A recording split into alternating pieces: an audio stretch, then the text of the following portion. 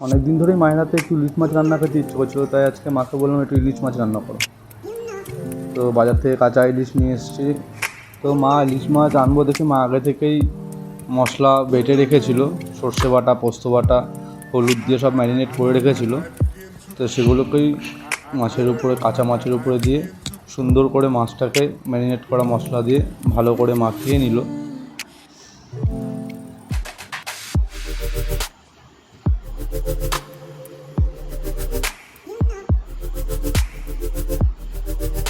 মাখিয়ে নেওয়ার পরে আমাদের সব ঘানির সর্ষের তেল ব্যবহার করা হয়, তো ঘানি থেকে সর্ষের তেল নিয়ে আসা হয়েছিল, সেটা সানড্রপের বোতলে রাখা ছিল। সে যাই হোক, সর্ষের তেলটা দিয়ে দেওয়া হলো সুন্দর করে ম্যারিনেট করা মাছের ওপর দিয়ে। সর্ষের তেল দিয়ে ওটাকে রেখে দেওয়া হয়েছে। ওটাকে কিছুক্ষণ রাখার পর মা লঙ্কাও বেটে রেখেছিল, সেই লঙ্কা বাটাটা মাছের উপর দিয়ে আবার ভালো করে সুন্দর করে লঙ্কা বাটা দিয়ে মাছটাকে আবার ম্যারিনেট করে নেবে।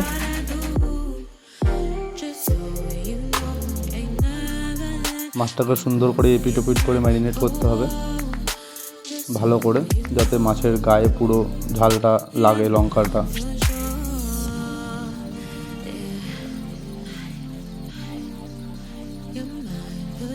ভালো করে আস্তে আস্তে করে মাছের গায়ে লঙ্কাগুলো মাখিয়ে দিতে হয়।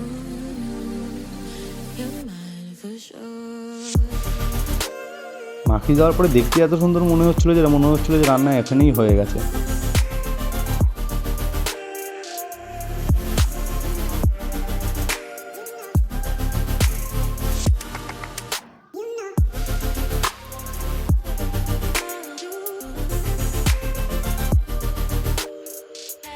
কেটে রাখা টমেটোগুলো আস্তে আস্তে করে মাছের উপরে ছড়িয়ে দিল, যাতে মাছের সর্ষে বাটার একটু কালারটা সুন্দর আসে। টমেটো দেওয়ার কারণটাই সেই জন্য।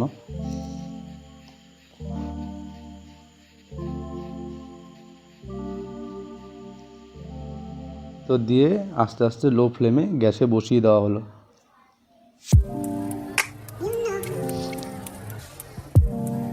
কিছুক্ষণ খোলা অবস্থায় এরকম হওয়ার পরে যখন ঝোলটা ফুটতে শুরু করলো হালকা হালকা করে,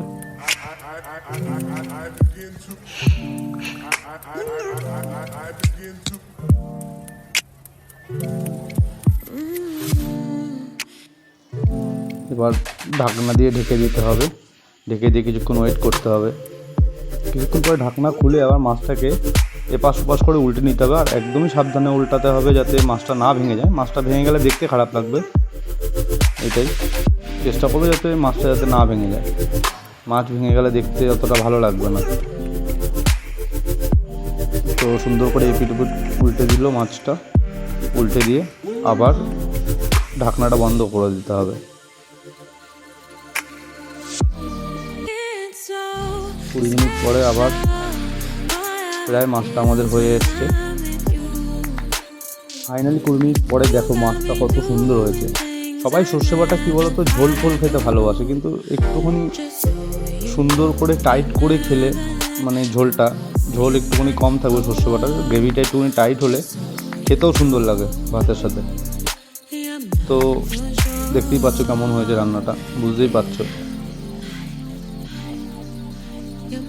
বাটি থেকে আস্তে আস্তে সুন্দর করে গ্রেভিগুলো নিয়ে মাছের উপরে অল্প অল্প করে দিয়ে দিতে হবে। দিয়ে দেওয়ার পরে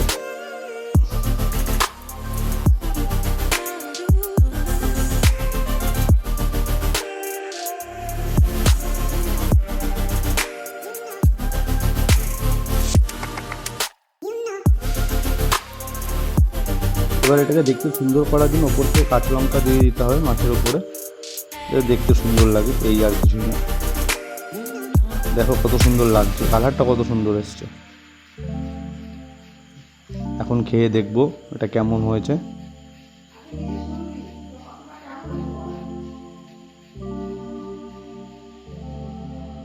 তো দেখতেই পাচ্ছ গ্রেভিটা খুব সুন্দর দিয়েছে সত্যি। এইখানে যা গ্রেভি আছে মনে হচ্ছে অল্প, কিন্তু এটা থেকে পুরো এক থালা ভাত মাখাই হয়ে যায় আরামসে। আর হালকা করে লঙ্কাটা যদি ওর মধ্যে একটুখানি মেখে নিয়ে খেতে পারো তো আরও সুন্দর লাগবে। আর মাছটাও সত্যি অসাধারণ ছিল। দেখো মাছটা ধরার আগে কত সুন্দর ভেঙে আলাদা হয়ে যাচ্ছে, মানে কী সুন্দর আর অমায়িক গন্ধ। বা হালকা করে খেয়ে টেস্ট করে দেখি কেমন হয়েছে। বাহ, বেশ সুন্দর, খুব ভালো লাগলো খেতে। ফাইনাল লুকটা দেখে নাও কেমন।